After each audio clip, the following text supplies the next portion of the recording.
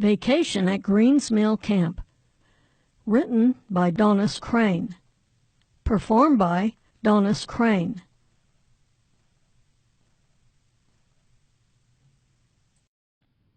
Chapter 25.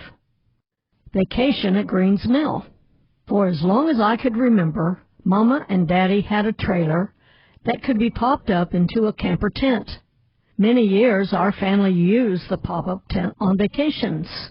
When the tent was opened up, there were 2 large beds, one at each end, and a small table with 2 bench seats on either side. The table could be lowered between the bench seats, and that made another small bed. There was a small butane-burning stove in the camper and a little sink where Mama could fix meals and wash dishes. The tent was tall enough that even Daddy could stand up straight in the middle of it. Daddy kept the trailer parked in back of our house and next to the alley. One summer evening when I was 13 years old, Daddy said, "I've got a week's vacation from work. Tomorrow we'll load up and go to Greens Mill." Greens Mill was a quiet little fishing campground just off J Road in Camden County, Missouri. It lay in a peaceful, quiet valley full of big shade trees and had rolling hills that were covered with soft grasses. "Yay!" I yelled. I was excited.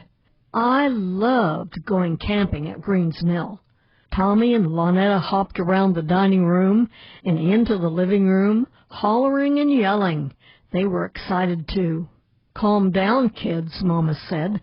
"We've got a lot of work to do before we can take off. In the morning, you kids dress in your old play clothes." "Okay, Mama," we chorused. The next morning it was still dark out when Daddy hollered up the stairs. "Tommy, get up. You need to help me hook up the camper. You girls shake a leg. You need to help Mommy get things packed. Hurry now. We need to get started before old Mr. Sun comes up and it gets hot." I rubbed the sleep from my eyes and jumped out of bed. I skipped down the stairs 2 at a time. I was ready to go. Phyllis was right behind me, and Lonetta was behind Phyllis. Tommy stayed in bed and pulled the blankets over his head. Daddy yelled, "Come on, sleepyhead, fun's a-waitin'." Tommy groaned and got up. Out in the backyard, Daddy hitched the trailer onto the back of the Ford station wagon. He drove the car and camper around to the front of the house and backed into the driveway. He unhitched the camper from the station wagon and moved the car to the street, leaving the camper in the driveway. Tommy helped him open the pop-up tent. They went around the house to the shed, and Daddy grabbed his tackle box to load into the camper. "Tommy, grab the fishing poles," he said. They stored the fishing poles inside the bench seats of the tent and tossed in all of the life jackets. Tommy made sure they didn't forget to load the paddles. He knew they would be needed if the boat motor ever failed to start. "Daddy, am I big enough to row the boat in the river this year?" Tommy asked. "I like to splash over to that little island and play pirates. You let Donnis do it last year. I'm almost as big as she is. Can I, Daddy? Huh, Daddy? Can I?" "We'll see, Tommy," Daddy said. In the house, Mama was very busy and seemed to be everywhere at once. She was in the kitchen packing the food and also making sure we kids packed the family's clothes, including plenty of shorts and T-shirts and our old school shoes. We would need those old shoes to go swimming.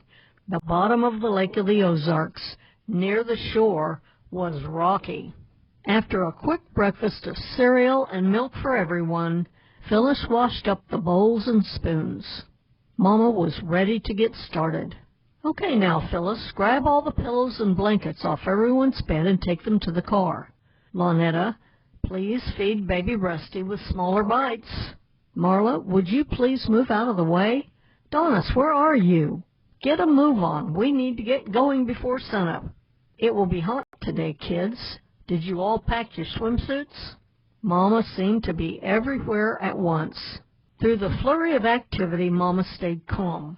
There were lots of things to do, but she was looking forward to this camping trip because she knew she would see her sisters in Missouri sometime during the week. Mama packed cardboard boxes full of food to take with us.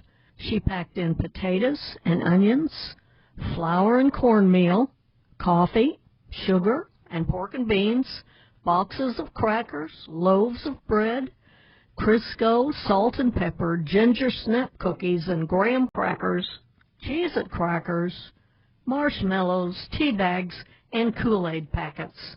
As I watched, it all went into cardboard boxes. I knew that Mama would cook good meals over the fire at the campsite. I grabbed a jar of pickled pig's feet out of the cabinets. I didn't like them, and I could not stand the idea of eating the feet of pigs. But I knew Daddy really liked them. "Don't forget to take these. Daddy will be happy," I said to Mama. Mama took the jar and put it in one of the cardboard boxes. "Thank you, honey. Daddy will appreciate them," Mama said. "Now go to the attic, Donnis. Get the wooden picnic basket." The woven wood basket had plastic plates, bowls, and eating utensils in it. I did as I was told. Even though it was cobwebby in the attic above the garage, I wasn't afraid. Phyllis and Lynette and I liked to play pretend grown-up with our dolls in the attic. Mama put in the red and white checkered picnic tablecloth and added in a couple of sharp paring knives and a can opener. Everything that would fit went into the picnic basket. The rest was stored in the cardboard boxes. Daddy came into the house every time she had a box full and lugged it out and put it onto the floor of the camper. The boxes were too heavy for us kids to lift. When the picnic basket was full, it went into the camper. We needed ice for a week.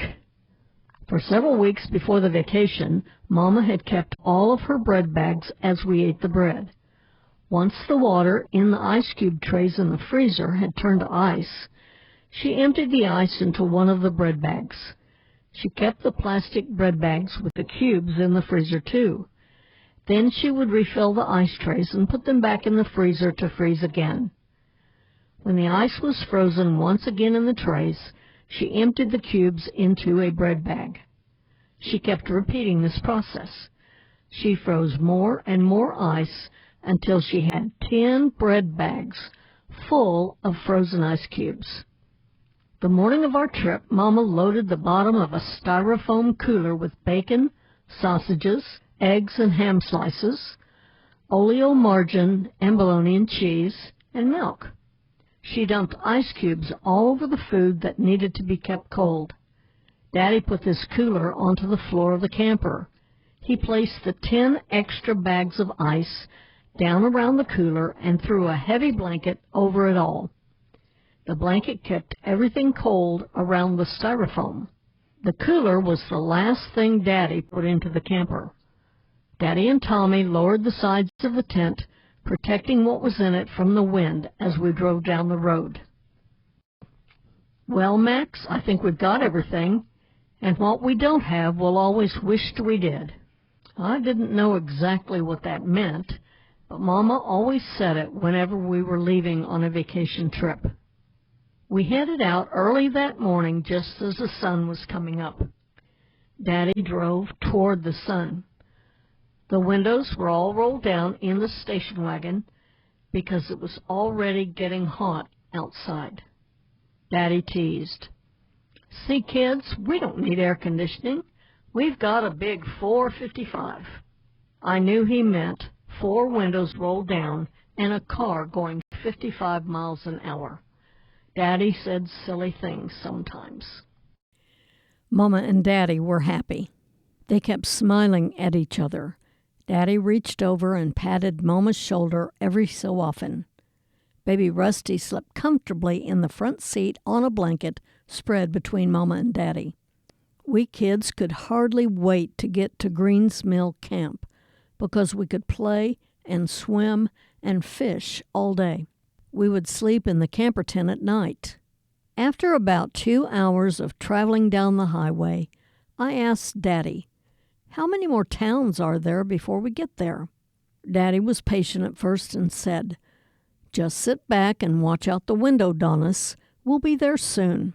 Another 30 minutes went by. It wasn't too hot in the car because the 455 kept us fairly cool, just like Daddy had said. And it was still only about 10 o'clock. But we kids were getting tired of trying to sit still and being good. Tommy whined, "How much longer, Daddy?"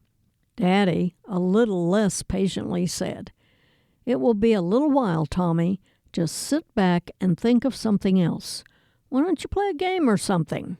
For a while we entertained ourselves playing counting silos. Farmers had silos on their land to store grain for their animals.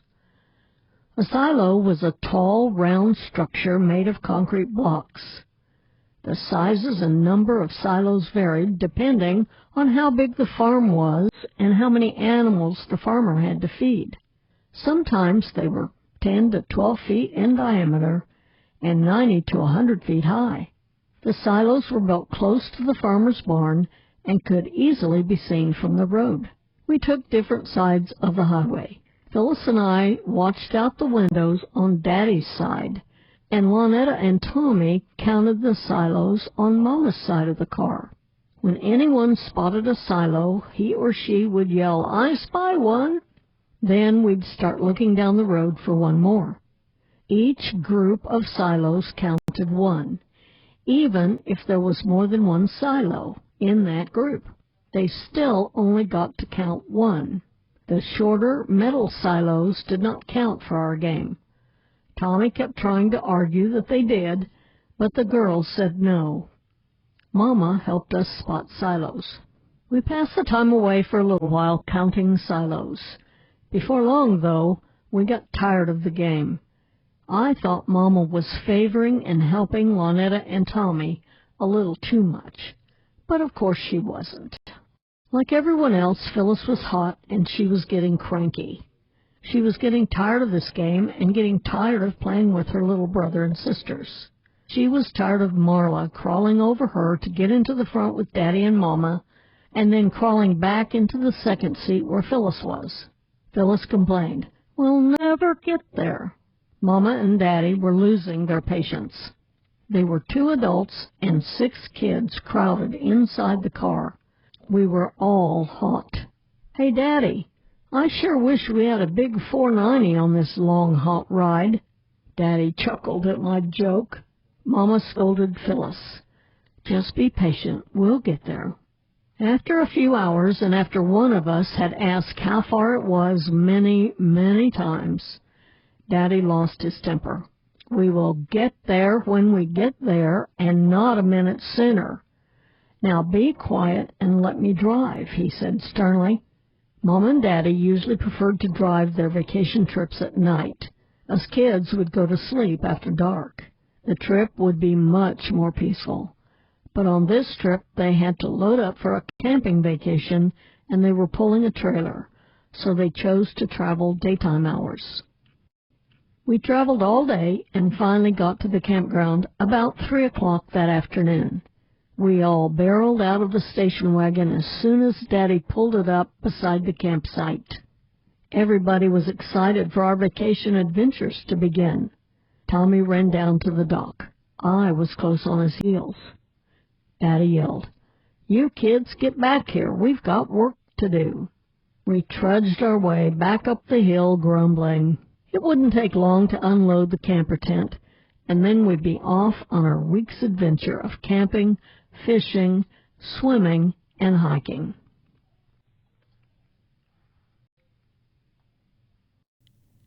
Chapter 26. Green's Mill Camp. Everyone was glad to get to Green's Mill Campground. Finally, I thought. I had begun to think we would never get there. The drive was so long, and it was so hot. The campground was on the lower end of the Little Niangua River. As the river flowed east, it dumped right into the Lake of the Ozarks. The campground had a boat dock and a ramp. Daddy could rent a small boat at Green's Mill Campground and leave it tied to the dock for the whole week we were there.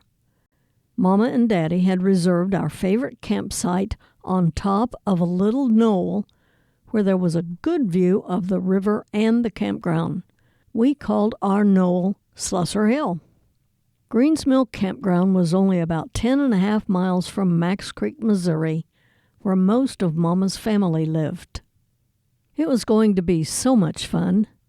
For a whole week we would swim and fish, go on hikes and play in the sun, and best of all, Daddy didn't have to go to work every day. He had more time to spend with our family. Mama called out, "Phyllis, Donnis, you girls come and help me unload the car." "Oh, Mama," Phyllis said, "we want to go swimming. It's so hot." "Phyllis," Daddy sternly said, "help your Mama first, and then you can go swimming. It will only take a minute." Daddy and Tommy lifted the heavy styrofoam cooler out of the camper and set it under the picnic table out of the sun. Lonetta laid a blanket on the ground in a grassy spot. She put baby Rusty on the blanket and began to entertain him with his toys. Daddy and Tommy unloaded the boxes out of the camper, and Phyllis and I helped Mama unload the food out of the boxes. We placed all of the food on top of the picnic table, and Mama covered everything with the red and white checkered tablecloth. "Here, Mama," Marla said as she tried to put the Cheez-It cracker box on top of the picnic table. She was only 5 years old, but she wanted to help. The box fell to the ground, and Marla began to cry. "Shh, shh, Marla. Thank you for helping us out. You're such a big girl," Mama said. Mama and Daddy sat down at the picnic table to rest. Phyllis, Lonetta, and I grabbed our swimsuits and went into the camper tent to change. Tommy ran over to the public restrooms to change into his swim trunks. The swimming hole was just a little way down the bank from the boat dock. I handed my glasses to Mama. "Would you hold these for me, Mama?" I asked. "I don't want to lose them in the lake." Without the glasses, I could not see very well. I had been wearing them since the 3rd grade. Daddy shouted, "Let's go swimming with bow-legged women. Last one in's a monkey's uncle." I didn't know what that meant, but I didn't care. Then the fun began. Together we ran off to the swimming hole. Tommy and I made it a race. He was almost as big as I was and could beat me almost every time. "Last one in is a rotten egg," Tommy yelled. Phyllis, being 15 already, slowly strolled along the bank toward the swimming hole. Without waiting for the others, Tommy and I plunged into the water. We challenged the waves to bowl us over. Then we jumped and ran toward shore at the last minute, shrieking with laughter. Lonetta, who was already almost as tall as Tommy, did her best to keep up. When she got into the water, she jumped up and down as the waves came to shore. She didn't like to get her head wet or put her head under the water. Phyllis didn't go into the water. She was growing up and was leaving that little kid stuff behind. She spread a blanket on the ground and stayed high and dry in the shade of a big oak tree. After a quick splash in the water to cool off, Daddy moved up the bank and stood next to Phyllis under the tree. Relaxed now, he smoked a cigarette and watched as his kids played. Mama helped Marla with her swimming suit and strapped a life preserver on her. Marla had taken swimming lessons at the Kingman pool, but Mama wouldn't let her go into the lake without the life preserver. She was too little. Mama took baby Rusty's sunsuit off and just left him in his diaper. She took Marla by the hand and carried Rusty to the swimming hole. Mama and Marla sat down at the water's edge, letting the waves ebb around their legs. Mama held tight onto Rusty's hands, standing him up, but letting his pudgy little legs hold him up in the water. The water came up to his ankles. Rusty kicked and splashed and kicked with all his might. He giggled as the water sprayed up on him. The water was warm from the hot sun. Lonetta was Mama's little helper with Marla and Rusty. She watched out for her little sister and brother. She went over to sit down by Mama. Phyllis came down off the bank to enjoy the fun. Lonetta and Marla gently splashed water on each other. Farther out in the deeper water, Tommy and I hooped and hollered and splashed. "I'll race you to the boat dock and back," Tommy yelled, and off we swam. The contest was on. I paddled and kicked with all my might. We touched the dock at the same time. I laughed, twisted around, and kicked at the dock and headed back to the swimming hole. Coming up out of the water, I yelled, "I got here first." "No, you didn't. I won," Tommy yelled back. "Who was first, Daddy?" Tommy asked. "It looked like a tie to me," Daddy replied, chuckling. The air was filled with shouting and laughing. We were all having a good time, cooling off in the water after a long day's drive. "Let's just have sandwiches for supper tonight, Mommy," Daddy said. "It has been a long, hot day, and you need some rest." We all liked bologna and cheese sandwiches just fine. Mama fixed some Kool-Aid. Daddy poured himself a cup of milk. We had a few ginger snap cookies, and that was supper for our first night of camping. Everyone ate until we couldn't eat anymore. As the sun went down behind the tree-covered hill, Daddy built a roaring fire in the fire pit, and our family sat around the fire. Cold purple shadows rose in the east and crept slowly across the lake, bathing the campground in darkness.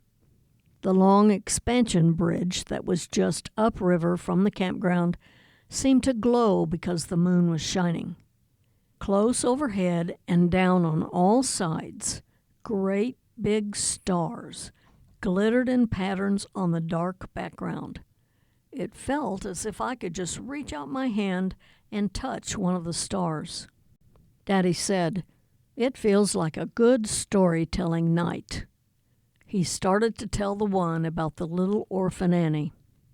"Little orphan Annie comes to our house to stay, to wash the cups and saucers up and brush the crumbs away, and shoo the chickens off the porch and dust the hearth and sweep, and make the fire and bake the bread and earn her board and keep.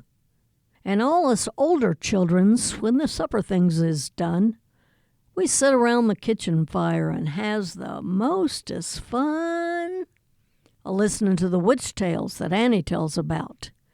And the goblins will get you if you don't watch out." With his words in his voice, Daddy could make pictures when he told stories. Mama gently said, "Max."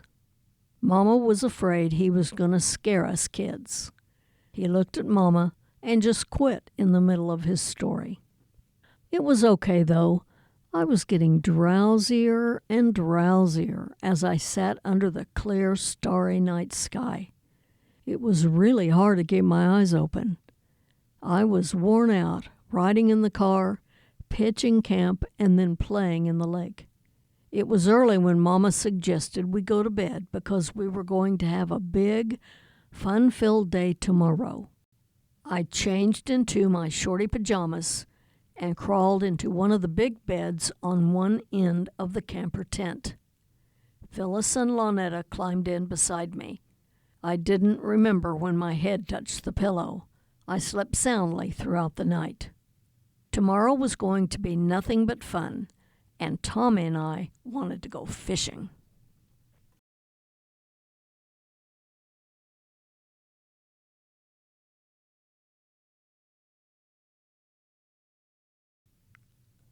Chapter 27. Gone Fishing. The next morning I was awake early.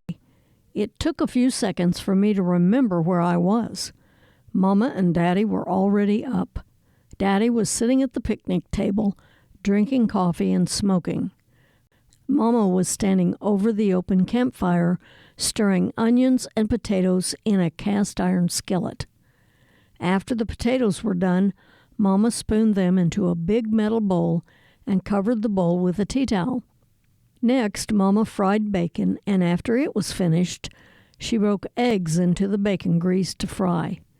Our family would have a big breakfast that first morning at camp. After breakfast, Daddy said, Come on, kids, let's go up to the office and rent a fishing boat. Tommy and I jumped up, ready to go. The office was only a short walk away from our campsite, back at the entrance of the campground. The office had a little store on the front, stocked with merchandise that campers might need at their campsites. A person could buy bread and pork and beans, pickles, potato chips, toilet paper, cans of weenies and crackers, and lots of other good things. Along the walls there were fishing rods, reels, bobbers, hooks, and seining nets. A wide red cooler was plugged into the wall just inside the door. It was 3 feet wide and 4 feet high. The motor made a humming sound. There were white letters on it that said Coca-Cola Ice Cold. Next to it sat an old Ringer washing machine tank that had water running into the top and draining out a hose that carried the water back to the top again. It had minnows swimming in it. The fishermen could seine off as many minnows as they thought they might use that day. A dozen minnows cost 50 cents. I pulled on the screen door and stepped inside, out of the sun. It was already getting hot. It was cool and dark inside.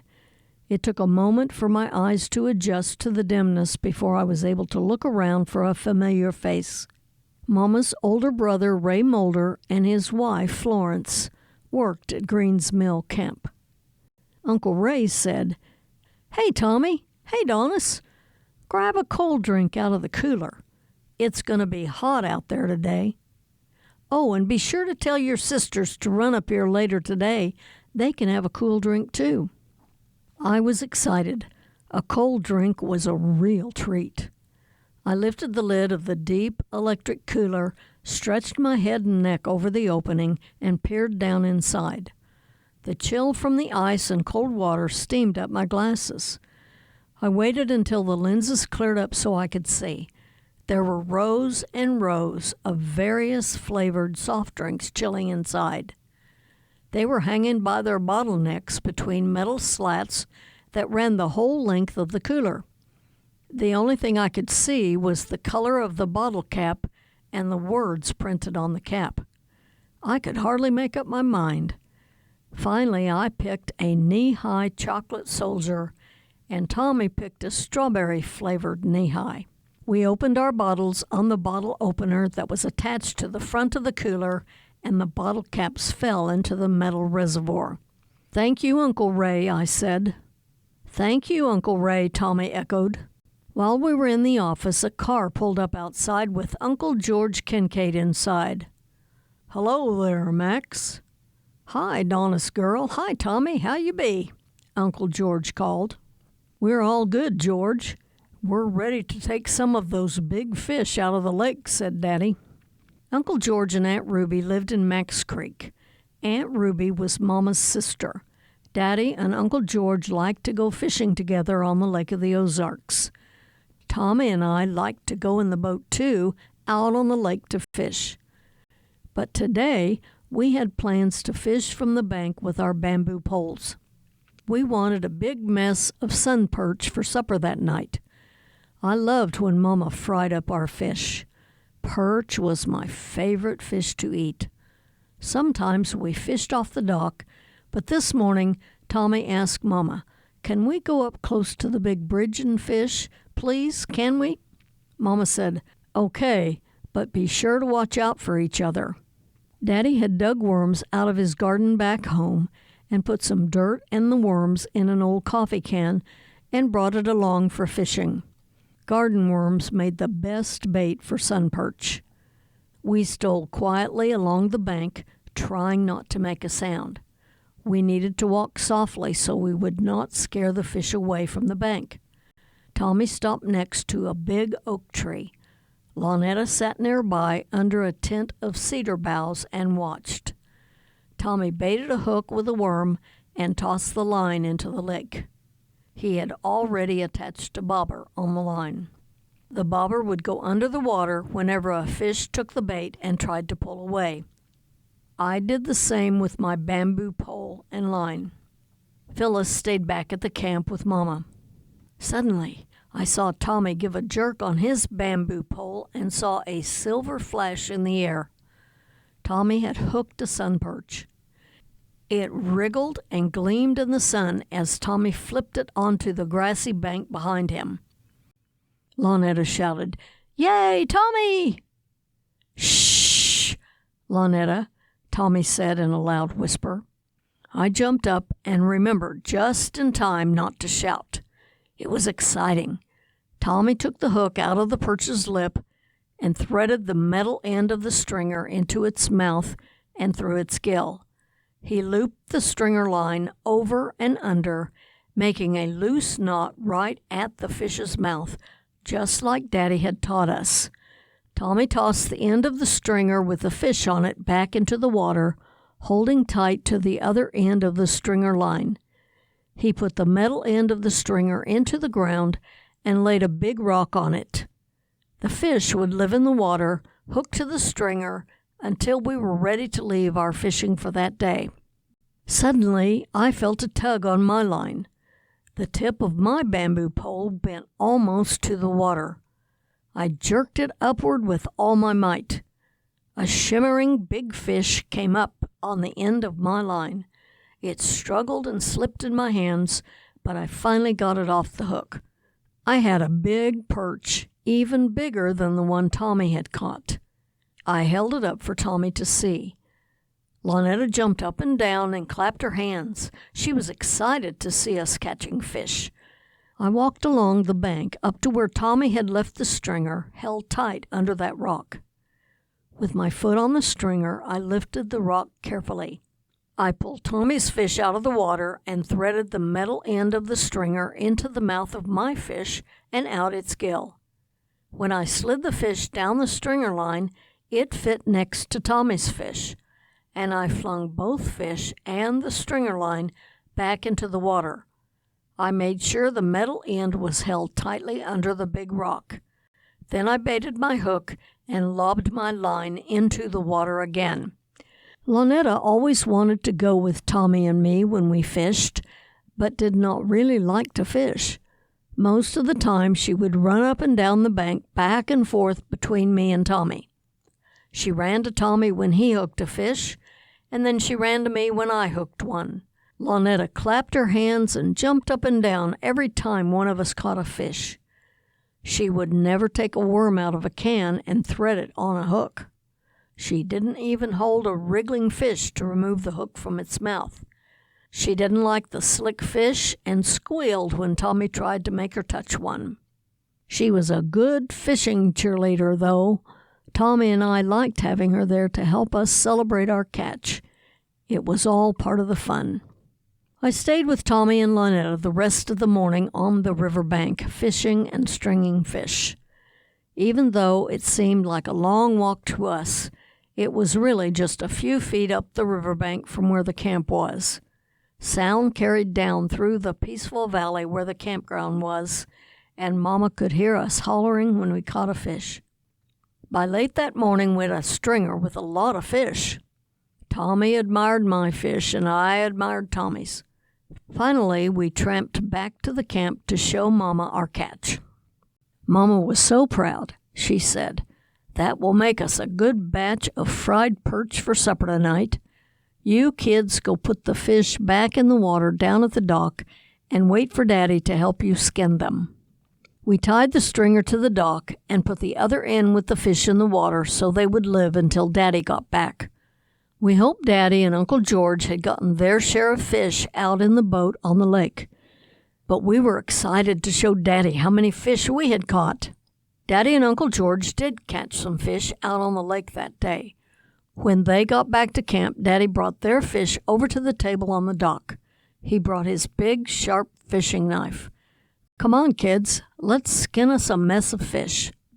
He handed Tommy and me each a small paring knife. We were not old enough to handle the big knife. It was sharp and heavy. A slanted wooden shopping table was built on one end of the dock with a hand pump attached to the end farthest from the lake. Water could be pumped directly out of the lake onto the table. The table was high enough Daddy could stand beside it and skin his fish. The table was slightly slanted with the lower end toward the water. As Daddy skinned our catch of the day and pumped water over the mess, the water ran off the table and right back into the lake. Tommy could look over the edge of the table, but I was a little taller and could reach up on it.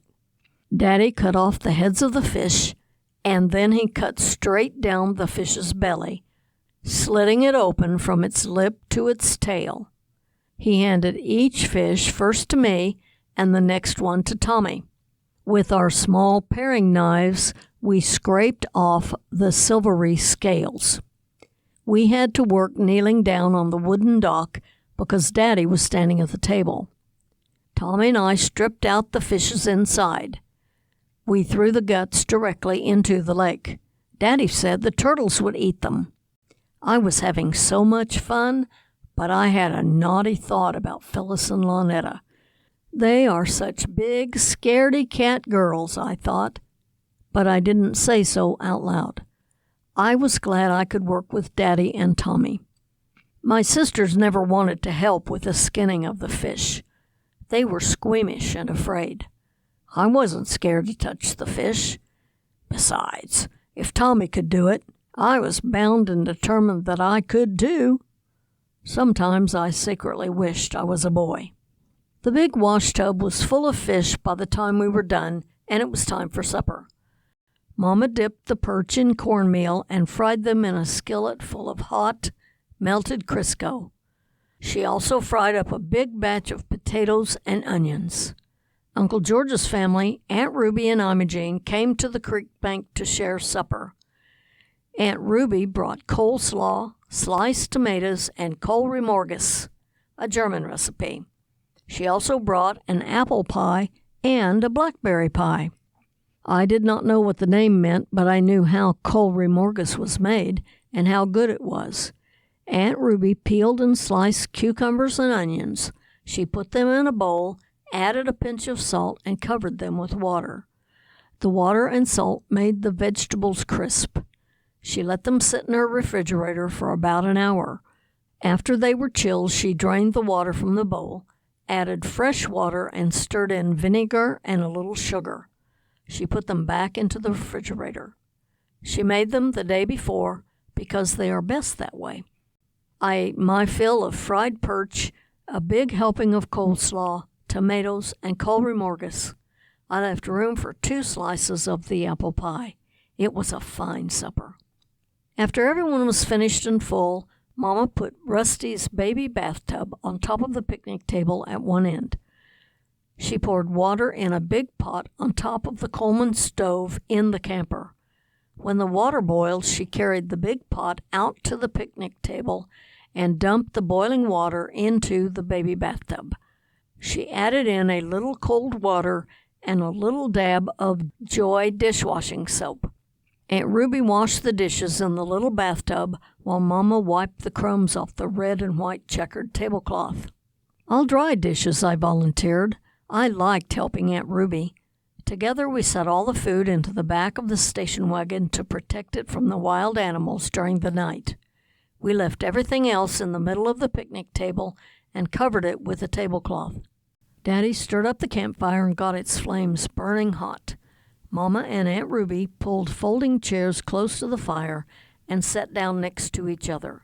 Daddy and Uncle George sat nearby on a log, planning their fishing day tomorrow. Tommy and Lonetta and I sprawled on a blanket pulled up close to the fire. We talked about our day and planned our fun for the next day. Little Marla and baby Rusty were already asleep in the camper tent. The big girls, Phyllis and Imogene, sat in Daddy's car. They turned the key to auxiliary power and listened to KSSN, the radio station from Little Rock, Arkansas. The sky was ablaze with stars again that night. It looked like a big blanket twinkling over the whole earth, and even with the flames from the campfire, I could see lots of stars. "Look how many there are," I cried. Uncle George said, "There are holes in the streets of heaven, and the light shines through the holes. We can see the light down here on earth. They are the stars." I liked that idea and began to think about heaven. About 9 o'clock, Uncle George, Aunt Ruby, and Imogene loaded up in their car and headed back to their home in Max Creek. Then it was time for bed. There was no argument from us kids that night. We were all tired. We knew tomorrow would be chock full of all new adventures. Chapter 28. Midnight Landlines. One night during our vacation at Greens Mill Camp in Missouri, I was sleeping soundly in the pop-up camper tent. I was cozy with my family all around me. It was after midnight when I heard Daddy quietly say, "Kids, come on. We need to get the fish off the limb lines." Daddy was smart about fishing. Our family had been at Greens Mill Camp for 2 days. That day, when we kids were fishing from the bank, he and Uncle George had been fishing out in the boat on the main part of the lake. On their way back to camp at the end of the day, just as they were entering the mouth of the Little Niagara River, they began to look for bends along the shore. They also looked for a spot where logs had fallen into the water just along the bank, but where the water still had a little current flowing over the fallen logs. Fish would sometimes take shelter near the end of the log that was still under water. On their way back to camp at the end of the day, just as they were entering the mouth of the Little Niagara River, they began to look for bends along the shore. They also looked for a spot where logs had fallen into the water just along the bank, but where the water still had a little current flowing over the fallen logs. Fish would sometimes take shelter near the end of the log that was still under water. Daddy or Uncle George tied a fishing line to a long, flexible limb that stuck out over the water close to the fallen log. They put a sinker and hook on the end of the line. They baited the hook with a couple of big fat worms and dropped the line, hook, and worms directly into the water. They tied a piece of white cloth to the fishing line above the water level. Daddy said it was so they could see where the line was in the dark. They were called limb lines or land lines. The fishing lines would be checked 2 or 3 times during the day and usually 1 time at night. That was why Daddy woke us up in the middle of the night. We had to go check the limb lines. Daddy took Uncle George's boat because it was bigger and had a stronger motor. When he pushed the throttle all the way out, the front of the boat would rise up, and the back of the boat, where the motor was, and where Daddy sat, would go lower in the water. I liked being out on the lake in the boat. I started yelling, "Faster, Daddy, faster!" But Daddy shushed me to keep quiet. It was after midnight, and other campers were asleep in their tents. Daddy started down the river, driving the boat toward the lake. When we got almost to the lake, he turned the boat around and began to make his way back toward camp. He was driving slowly. Daddy was sailing the boat close to the bank.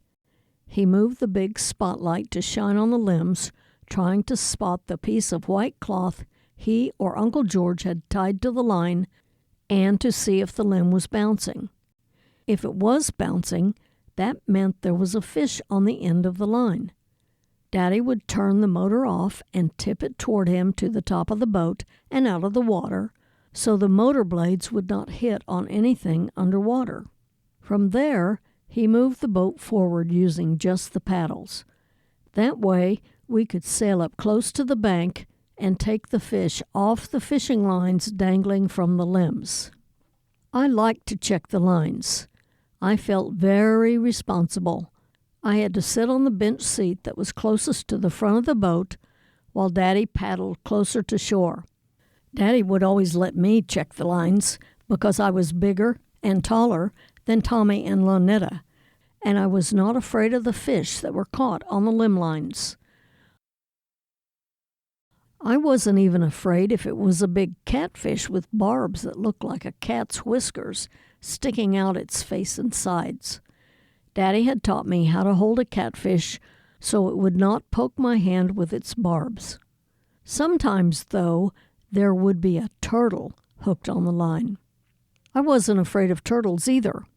Daddy was aggravated because he said that turtles used the fisherman's good work to catch the fish and the turtles would come up and eat them right off the hook. I just took the hook out of the turtle's mouth and let it go in the water. Daddy had hooked a stringer to the side of the boat. Every time I took a fish off the line, I turned toward Tommy with it. Tommy took hold of the fish too. I held its mouth and Tommy held it around its belly.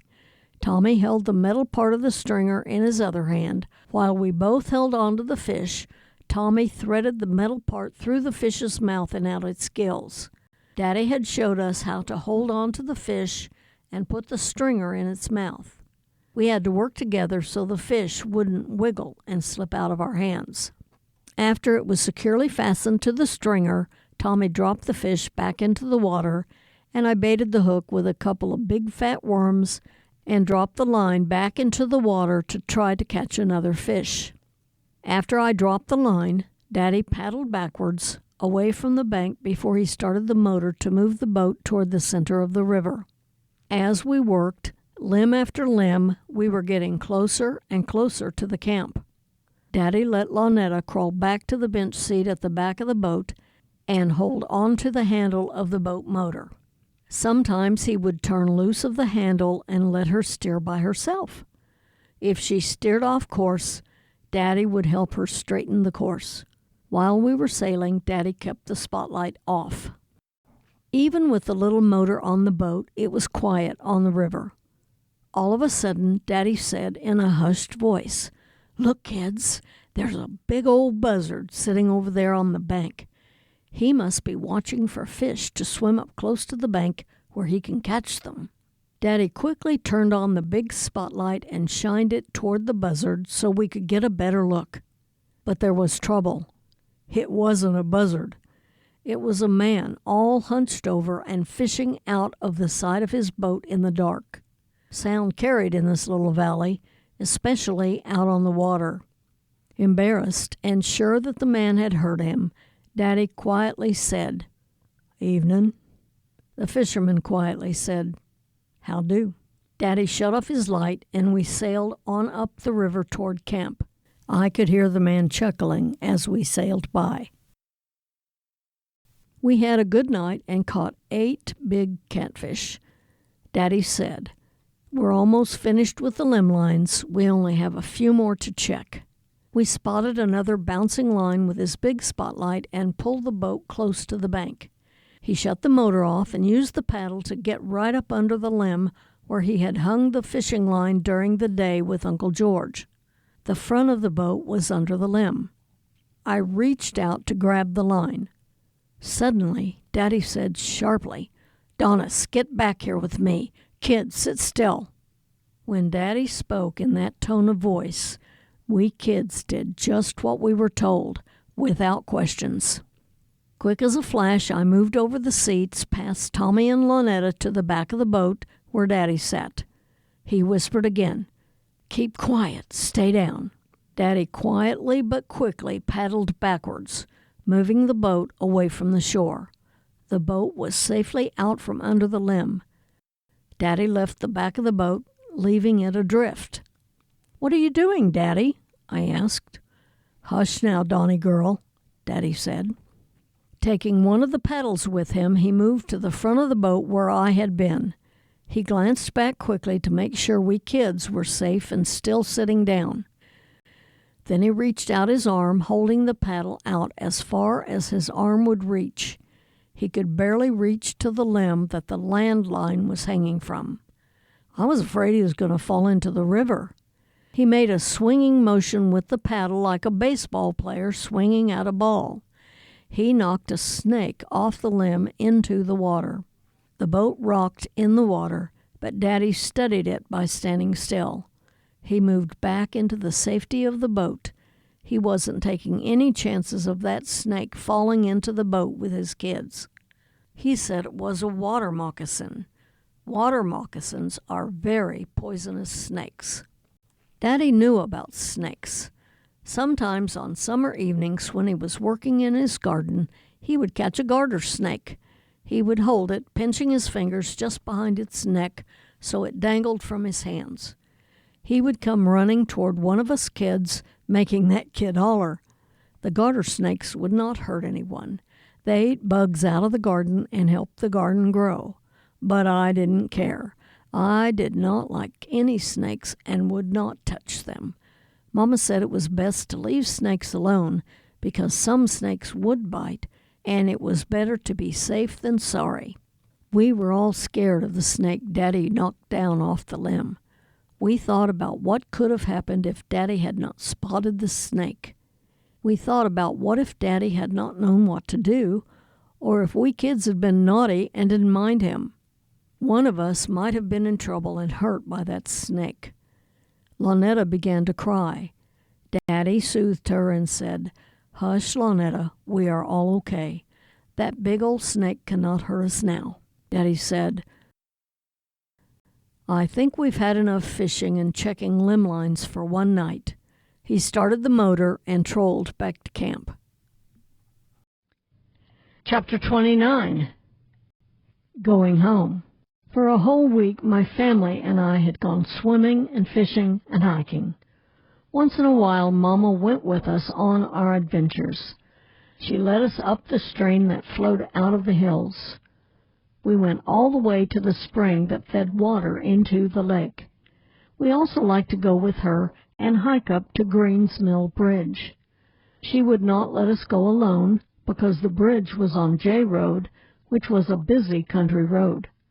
While we were on the bridge, she told us stories about when she and her high school classmates would come out to this bridge to celebrate something. One of her favorite times was the week of her high school graduation. We had to be careful and listen for cars and trucks coming along J Road and crossing the bridge. There was enough room, but we had to hurry to the railings on either side of the bridge so that the vehicle could pass us. All week long, my family had enjoyed seeing aunts, uncles, and cousins. But it was time to go home. Daddy had to go back to work. Early on the last day of our vacation, Mama called out, "Phyllis, Donnis, you both help me load the camper."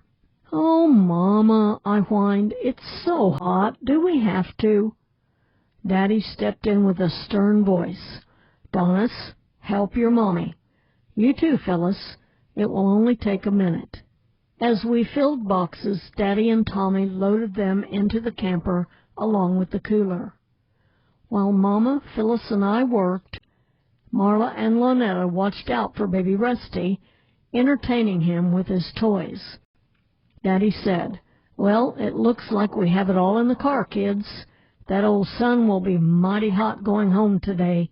We'd better get started." Daddy drove out of Greens Mill Camp, down J Road, and out to Highway 54. He drove about 3 more miles west and through Max Creek, where Mama's brothers and sisters lived with their families. As he drove past Aunt Fern's house, Daddy gave a short honk on the horn. "Bye, Aunt Fern," we hollered together, even though we knew she could not hear us. Another 2 miles out of town, and we went through the Y and 1 more mile past Aunt Mamie's house. Daddy gave another short honk on the horn. "Bye, Aunt Mamie," we hollered together again, even though we knew she could not hear us. We were saying goodbye as we passed their houses. I watched as Mama wiped a tear from her eye, but then Mama looked at Daddy, and he smiled. Home again, jiggity-jig." "We'll be back soon, Mommy," Daddy said. I sat back on the seat next to Tommy and gave a big sigh. I was happy. We'd all had a good summer vacation at Greens Mill Camp. I knew we'd be back soon.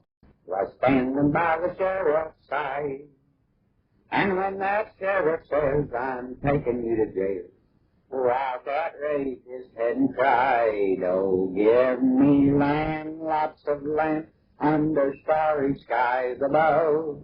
Don't fence me in. Let me ride through the wide open country that I love. Don't fence me in. Let me be by myself in the evening breeze, listening to the murmur of the cottonwood trees. Send me up forever, but I ask you, please, don't fence me in, just turn me loose. Let me straddle my old saddle underneath the western skies. On my cayuse, let me wander over yonder till I see the mountains rise. Oh, let me ride to the ridge where the west commences, gaze up at the moon until I lose my senses. Can't look at houses and I can't stand fences. Don't fence me in.